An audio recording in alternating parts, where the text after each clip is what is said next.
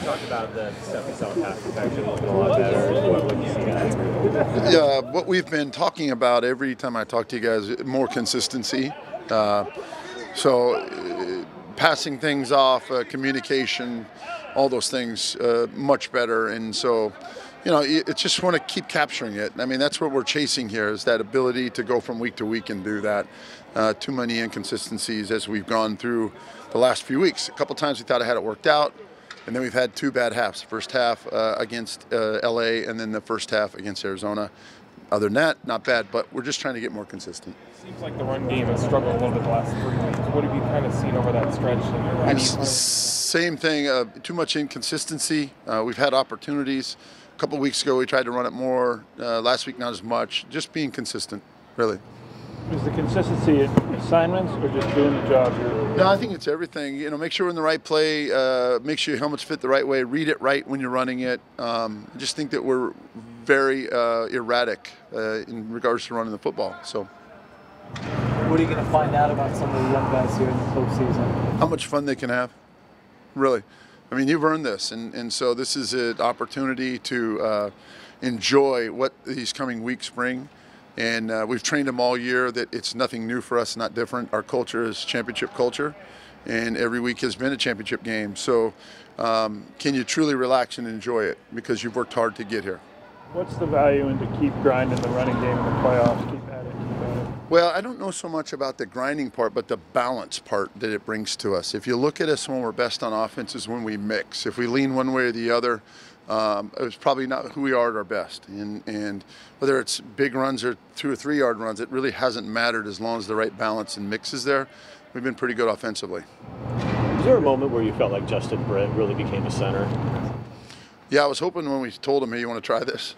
Yeah, I mean, I think it was somewhere in camp where it became obvious he could come back each day and just get a little better. And then you get in the games and he starts to prove himself.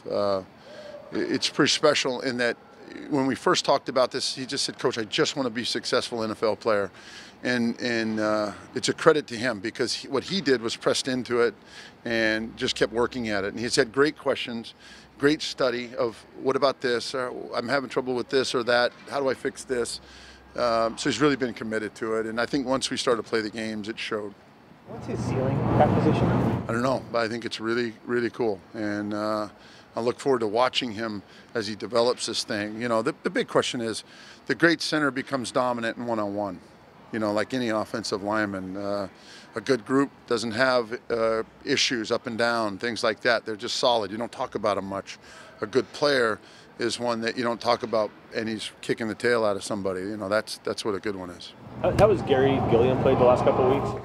I think we've seen some consistency, and so, hats off to him. That's what we were hoping for. I guess you had sort of mentioned physicality maybe with him earlier. Are you seeing more of that now? I am, and I've told him that. I want to keep him on check in regards to that, and he's got a really big challenge this week against a couple power rushers and guys who are good off the edge. So, be a chance for him to kind of find himself again.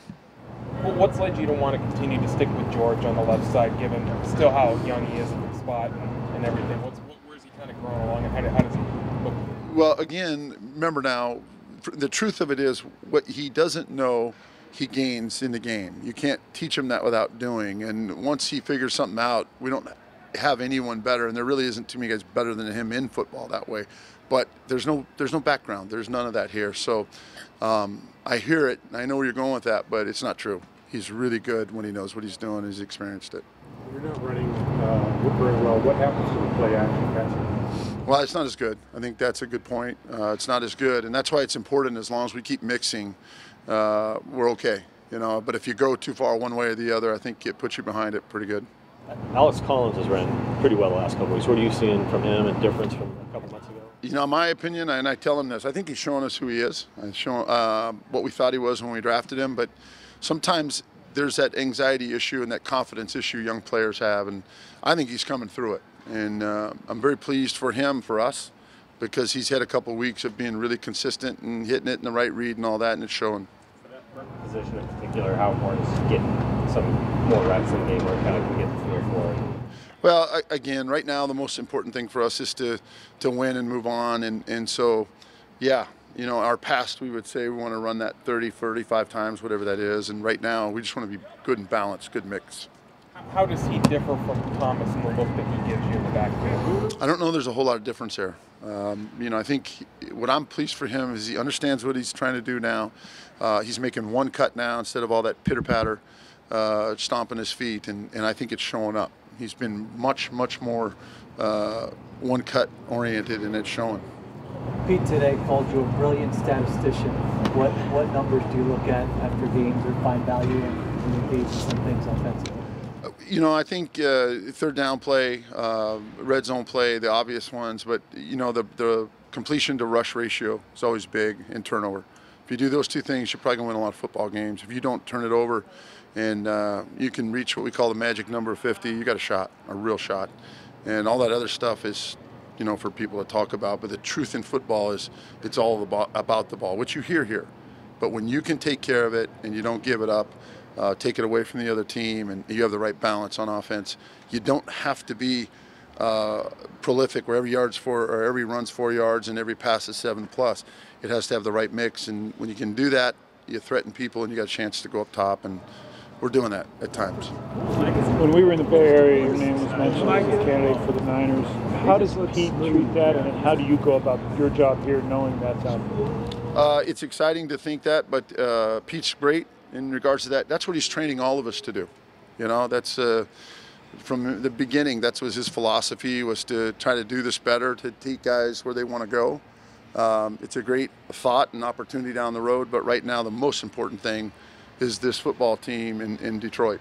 How is it trying to balance that at this time of year? It's easy, because if you know me, all that matters is right now. So it's easy. I'm sorry, you said the magic number was 50? A combination of those 50? Anything else to ask? All right, thanks, guys.